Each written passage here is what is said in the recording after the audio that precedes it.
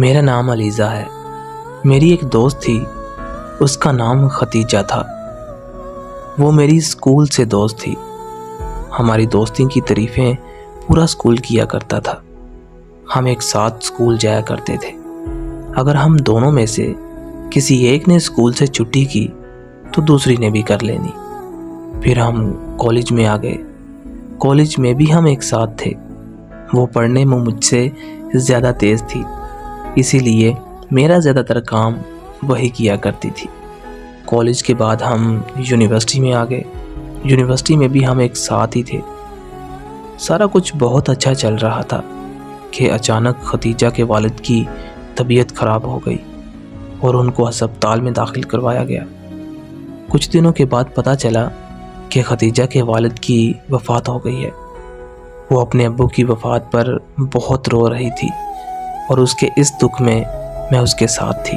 اس کا اب پڑھائی میں بھی دل نہیں لگتا تھا، ہر وقت بس پریشان ہی رہتی تھی بیچاری۔ ہمارا آخری سیمسٹر چل رہا تھا۔ ختیجہ کے والد کی وفات کے بعد اس کے بھائیوں نے اس کا خیال رکھنا چھوڑ دیا۔ وہ اپنے ابو کے ہوتے ہوئے بہت لاڈلی تھی۔ جب اس کے ابو زندہ تھے تو اس کی پڑھائی کا سارا خرچہ اٹھاتے تھے، لیکن اس کے ابو کی وفات کے بعد سب کچھ بدل گیا۔ ہماری پڑھائی مکمل ہونے میں صرف 6 مہینے تھے، لیکن اس کے بھائیوں نے فیس دینے سے انکار کر دیا۔ ختیجہ کے والد کی وفات کی وجہ سے اس کی امی کی طبیعت بہت خراب ہو گئی اور اس بیماری کی وجہ سے وہ بول بھی نہیں سکتی تھی۔ میں جب بھی اسے ملتی وہ مجھے بہت پریشان لگتی۔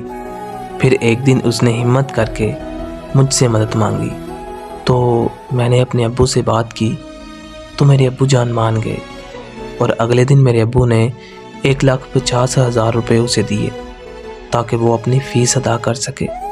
وہ پیسے لے کر اپنے گھر چلی گئی۔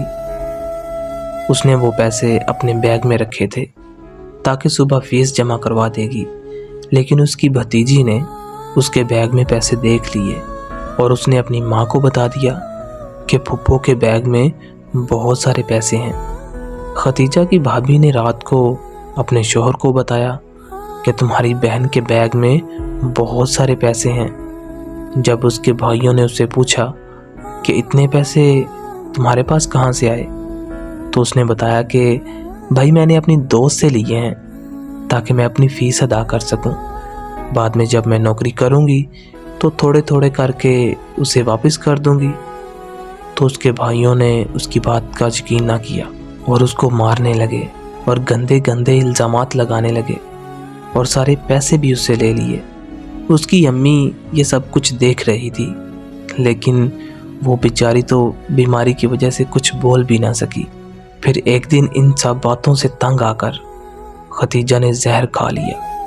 وہ اپنے کمرے میں مچھلی کی طرح تڑپ رہی تھی تو اچانک اس کے بھائی نے اسے دیکھا اور وہ اسے جلدی سے ہسپتال لے گئے۔ بہت مشکل سے اسے ہسپتال میں داخل کروایا۔ خیر جب اس نے تھوڑی سی ہوش کی تو اس نے اپنے بھائی کو بولا کہ مجھے میری دوست سے بات کرنی ہے۔ تو اس کے بھائی نے مجھے کال کی۔ تب اس نے مجھے کہا کہ تم ان سب کو بتاؤ کہ یہ پیسے تم نے مجھے دیے تھے، میں نے کوئی غلط کام نہیں کیا۔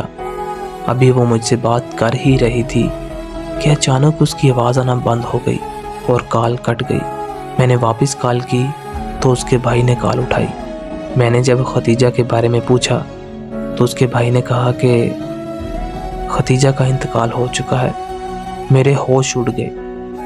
میں نے کہا کہ ایسا کیسے ہو سکتا ہے، ابھی تو وہ مجھ سے بات کر رہی تھی، لیکن میں نے سمجھا کہ یہ جھوٹ بول رہے ہیں اس لیے کہ میں ختیجہ سے بات نہ کروں۔ خیر میں نے اپنے بھائی سے بولا کہ مجھے ختیجہ کے پاس لے جاؤ۔ میرا بھائی مجھے ختیجہ کے پاس لے آیا۔ جب میں نے ختیجہ کی لاش کو دیکھا تو میرے تو ہوش اڑ گئے۔ مجھے اپنی آنکھوں پر یقین نہیں ہو رہا تھا کہ یہ ایسا کیسے ہو سکتا ہے۔ میں نے خود کو بڑی مشکل سے سنبھالا۔ شام کو جب جنازہ ہوا تو میں نے ختیجہ کی بڑی بہن کو بتایا کہ میں نے ہی ختیجہ کو پیسے دیے تھے۔ پھر ختیجہ کی بہن نے اس کے بھائیوں کو بتایا۔ پھر ختیجہ کے بھائی مجھ سے معافی مانگنے لگے۔ میں نے کہا کہ مجھ سے کیا معافی مانگتے ہو؟ معافی تو اس سے مانگنی چاہیے تھی، وہ تو اب چلی گئی۔ پھر ان لوگوں نے مجھے میرے پیسے واپس دیے، لیکن میں نے وہ پیسے ان کے منہ پر مار دیے اور میں نے کہا کہ تم لوگوں نے ان پیسوں کی وجہ سے میری دوست کو مار ڈالا، میں کیا کروں گی ان پیسوں کا جب میری دوست ہی نہیں رہی۔ اور پھر میں واپس اپنے گھر آ گئی، اور آج 25 نومبر 2022 ہے اور آج کے دن میری شادی ہے، لیکن مجھے اپنی دوست بہت یاد آ رہی ہے۔